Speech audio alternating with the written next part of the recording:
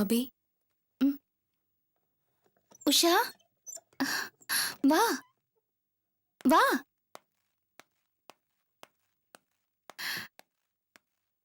எப்படி இருக்க? வா இருக்கேன். உட்காரு. பரவாயில்ல.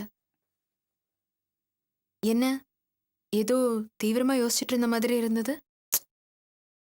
ஒண்ணும் இல்ல.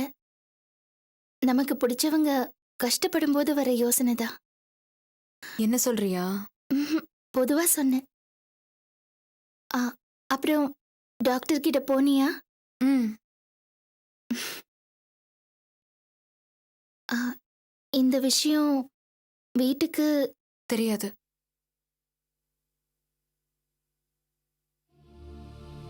அபி, ராத்திரியெல்லாம் எனக்கு தூக்கமே இல்ல. ஏன்? அபி, நான் ஒத்துக்கிறேன் அபி. ஆதியை நான் வேண்டான்னு சொன்னது உனக்காகத்தான். தெரியும் அபி. இந்த விஷயத்த நான் நேரடியா உன்கிட்ட சொன்னா உன் மனசு ரொம்ப வருத்தப்படும் எனக்கு தெரியும். இருந்தாலும் உனக்கு மேலும் மேலும் சிக்கல்கள் வரும்போது சில விஷயங்களை உன்கிட்ட தெளிவுபடுத்திடலான்னு எனக்கு தோணுச்சு. இதை யோசிச்சுதான் ராத்திரி என்னால சரியா தூங்க கூட முடியல.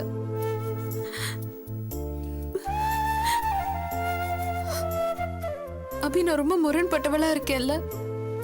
எனக்கு இயல்பா தோன்ற சில விஷயங்கள் மத்தவங்களுக்கு முரண்பாடா இருக்கலாம்.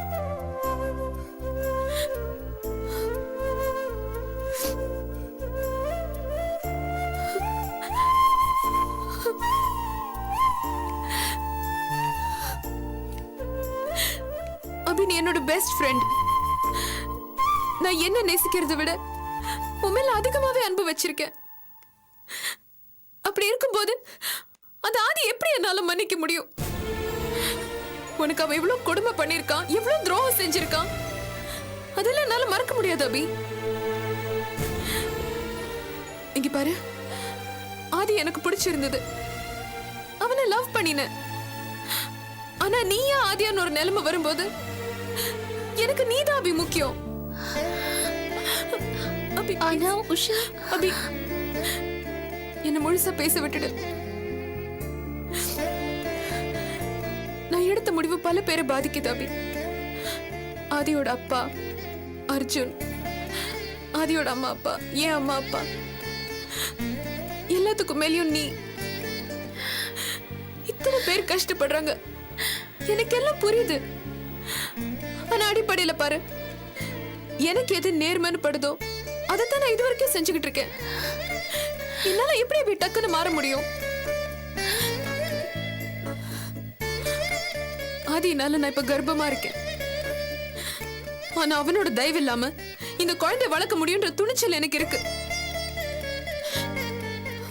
அப்பா இல்லாம வளர்ற குழந்தையோட கஷ்டம் என்னன்றது ஊன் மூலமா எனக்கு தெரியும் அபி. ஏன் நான் கூட அதை அனுபவிச்சிருக்கேன்.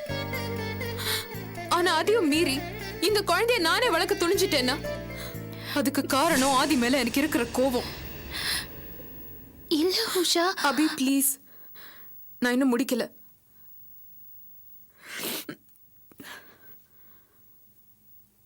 நான் ஒரு முடிவு எடுத்திருக்கேன் அபி. அது உன்கிட்ட சொல்லிட்டு போலாம் தான் வந்தேன். அந்த ஆதி என்னால மன்னிக்க முடியாது. ஏன் அபிக்கு அவன் செஞ்ச கொடுமைகளை என்னால மறக்கவும் முடியாது, மன்னிக்கவும் முடியாது. ஆனா அதையும் தாண்டி நான் அவனை கல்யாணம் பண்ணிக்க முடிவு பண்ணிருக்கேன். நான் எதுக்கு இந்த முடிவு எடுத்தேன் தெரியுமா?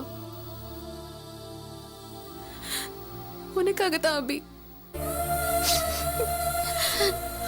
ஆதியை நான் அன்னைக்கு தூக்கி எறிஞ்சதுக்கு காரணம் ஏன் உணர்ச்சிகளுக்கு நான் கொடுத்த மதிப்பு. ஆனா என்னோடது இந்த முடிவு என் அபியை பாதிக்குது. இத்தனை நாளா அந்த ஆதினால கஷ்டப்பட்ட யாபி இப்போ ஏன் முடிவுனால கஷ்டப்படுறான். அது கூடாது, கூடாது. நீ சந்தோஷமா இருக்கணும் அபி. நீ சந்தோஷமா இருக்கணும்ன்றதுக்காகத்தான் நான் இந்த கல்யாணத்துக்கு சம்மதிக்கிறேன். அபி, இப்ப கூட நான் முரண்பாடாதான் இருக்கேன்ல? சாச்சா, இப்பதான் நீ ரொம்ப தெளிவா இருக்க. அபி, ஆதி என்ன வெறுக்கிறான்னு எனக்கு தெரியும். இந்த குழந்தைக்கு அவன் அப்பா இல்லைன்னு சொன்னதை கூட நீ என்கிட்ட சொன்ன. இந்த நிலைமையில அவன் என்ன கல்யாணம் பண்ணிக்க சம்மதிப்பானா? சொல்லு. உன்னால இந்த கல்யாணத்தை நடத்த முடியுமா அபி? ஏன் முடியாது? உன்னோட சம்மதம் இல்லாதப்பவே எனக்கு அந்த நம்பிக்கை இருந்துச்சு. இப்ப நீயே சம்மதிச்சிட்ட. இனிமே உன் கல்யாணத்தை எப்படி நடத்தி காட்டுறேன்னு பாரு. தேங்க்ஸ் அபி. ஐயோ உஷா, உஷா, நான் ரொம்ப சந்தோஷமா இருக்கேன். I'm so happy. That's what I want. நீ எதுக்கும் கவலைப்படாத. உன் கல்யாணத்தை நான் கண்டிப்பா நடத்தி காட்டுவேன். Thanks.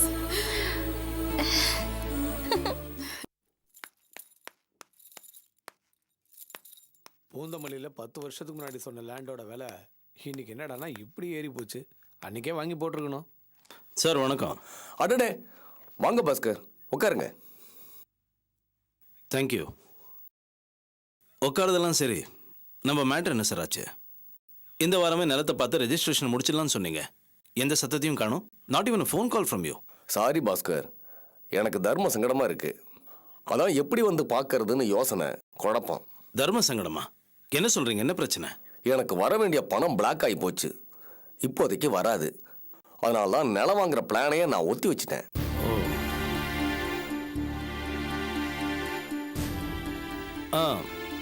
இப்படி ஒன்று பண்ணலாமா? எப்படி? நீங்க எனக்கு ஒரு டோக்கன் அட்வான்ஸ் கொடுத்துருங்க. நான் வெயிட் பண்றேன். பணம் வந்ததுக்கு அப்புறம் ரெஜிஸ்ட்ரேஷன் வச்சுக்கலாம். இல்ல பாஸ்கர், அது சரியா வராது. எனக்கு இதுல இஷ்டம் இல்லை. நிலம் முடிக்கணும்னா பணத்தை கொடுத்து உடனே முடிக்கணும். அட்வான்ஸ் கொடுத்து லாக் பண்ணிட்டு அப்புறம் எனக்கு பணம் வராம போச்சுன்னு வச்சுக்கோங்க, தேவையில்லாத கெட்ட பேரு. இல்ல சார், அப்படிலாம் நடக்காது. நமக்குள்ள ஒரு அண்டர்ஸ்டாண்டிங் இருக்குல்ல? இல்ல பாஸ்கர், இது பிசினஸ். காசை கொடுக்கணும், காரியத்தை முடிக்கணும். மற்றபடி இந்த வடவடா கோடா பிசினஸ் எல்லாம் எனக்கு ஒத்து வராது. ப்ளீஸ் விட்டுடுங்க. உங்க நிலம் நல்ல இடத்துல அமைஞ்சிருக்கு. சிங்கிள் பேமெண்ட்ல கிரைம் பண்றதுக்கு எத்தனையோ பேர் வருவாங்க. நீங்க அப்படி யாராச்சும் பாருங்களேன். சரி, தப்பா எடுத்துக்காதீங்க பாஸ்கர். நோ, நீங்க ரொம்ப கிளியரா இருக்கீங்க. பரவாயில்ல, நான் கிளம்புறேன். வாங்க பாஸ்கர்.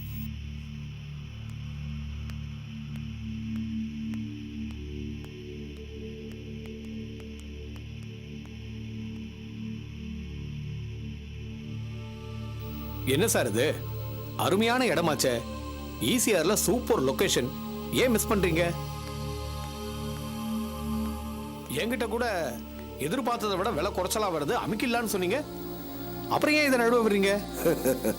அதுக்கு காரணம் இருக்கு. நம்ம ஈஸ்வர் இருக்காருல்ல, அவர் இதுல இன்வால்வ் ஆயிருக்காரு. அவரு நேரடியா தலையிட்டு இத வாங்க வேண்டாம், பிரச்சனையான இடம்னு என்கிட்ட சொல்லிட்டாரு. அப்படியா? அவரே இப்படி சொல்றப்ப நான் எப்படிங்க வாங்குறது? அவரை மீறி இந்த இடத்த நான் வாங்கினேன்னா அவரோட பகையெல்லாம் நான் சம்பாதிக்கணும். அவர் எவ்வளவு பெரிய இடம். நாங்க 2 பேரும் ஒரே தொழில வேற ஈடுபட்டிருக்கோம். அது மட்டும் இல்லாம இன்னைக்கு அது நல்ல இடம். குறைஞ்ச விலைக்கு வருதுன்னு வாங்க ஆசைப்பட்டு நாளைக்கு தொழில ரொம்ப சிக்கல்ல மாட்டிக்க கூடாது பாருங்க. பெரிய இடத்து பொல்லாப்பு வேணான்னு தாங்க டீசென்ட்டா இதை கட் பண்ணிட்டேன். May come in sir. என்ன பாஸ்கர், வாங்க. ஒன்றும் இல்லை, என் சாவியை மறந்துட்டேன். Sorry for the disturbance.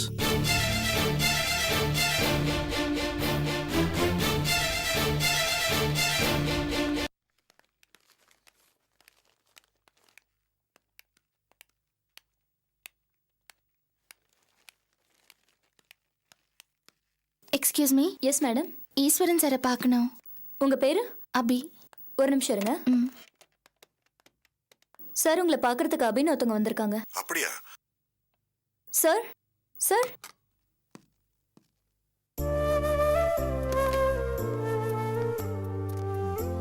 Abhi, sir, என்னம்மா சர்ப்ரைஸா இருக்கு? உங்களை பார்த்து ஒரு விஷயம் பேச வந்தேன். வாமா வா.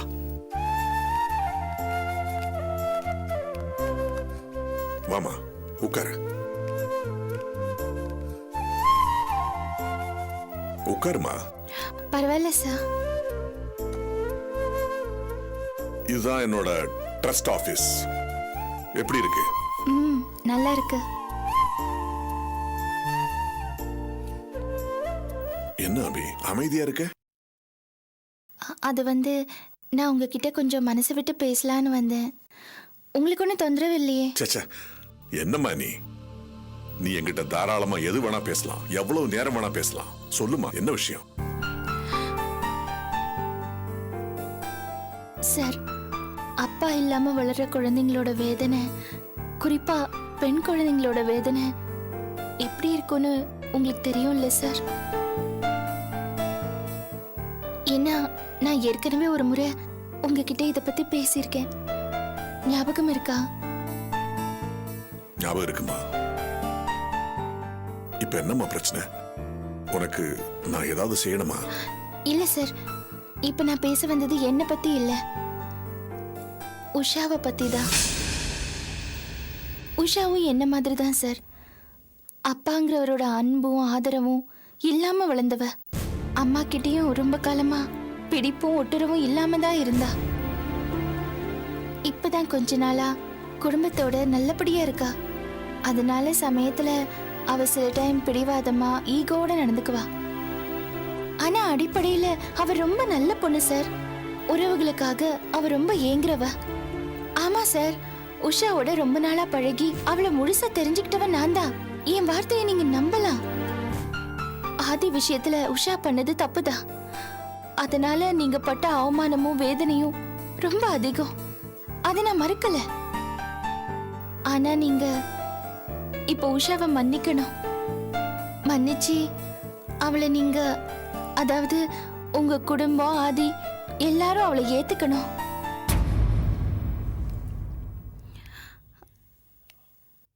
அவளை நீங்க ஏத்துக்கிட்டு தான் சார் ஆகணும். என்ன இப்போ உஷா ஆதியோட குழந்தைய வயித்துல சுமந்துட்டு இருக்கா. என்னம்மா சொல்ற? ஆமா சார், உஷா கர்ப்பமா இருக்கா. இந்த விஷயம் உங்களுக்கு தெரியாதுன்னு நினைக்கிறேன். ஆனா இப்போ உங்களுக்கு சொல்ல வேண்டிய கட்டாயத்துல நான் இருக்கேன். சார், உங்களோட மனசு எனக்கு தெரியும். உங்க கூட எந்த சம்பந்தமும் இல்லாத என்கிட்டயே நீங்க பரிவு காட்டுறீங்க, அன்பா நடந்துக்கிறீங்க. ஆனா உஷா அப்படி இல்லை சார். உங்க குடும்பத்தோட வாரிச தான் வயிற்றுல சுமந்துட்டு இருக்கா.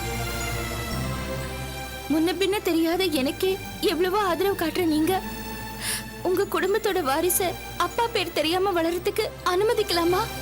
அது பாவம் இல்லையா சார்? சார், என் வாழ்க்கை மேல நீங்க அக்கறை எடுத்துக்கிட்டீங்க. அந்த அன்புக்காக நான் கடமைப்பட்டிருக்கேன். ரொம்ப நன்றி சார்.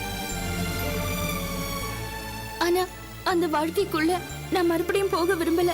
இப்ப அதை விட முக்கியமானது உஷாவோட எதிர்காலம், உங்க குடும்ப வாரிசோட எதிர்காலம். கல்யாணங்கிற சடங்கு நடக்கலையே தவிர உஷா உங்க குடும்பத்துல இப்ப ஒருத்திதான். ஏன்னா அவ வயித்துல உங்க வம்சத்தோட வாரிசு வளர்ந்துட்டு இருக்கு.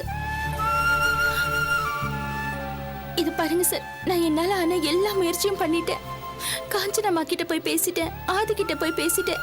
ஆனா எதுலயுமே பிரயோஜனம் இல்லை. அதான் கடைசியா நான் உங்ககிட்ட வந்திருக்கேன். இது பாருங்க சார், ஒரு விதத்துல இது உங்க கடமை சார். உங்களை நம்பிதான் வந்திருக்கேன். நீங்க தான் சார் ரெண்டு பேரையும் சேர்த்து வைக்கணும்.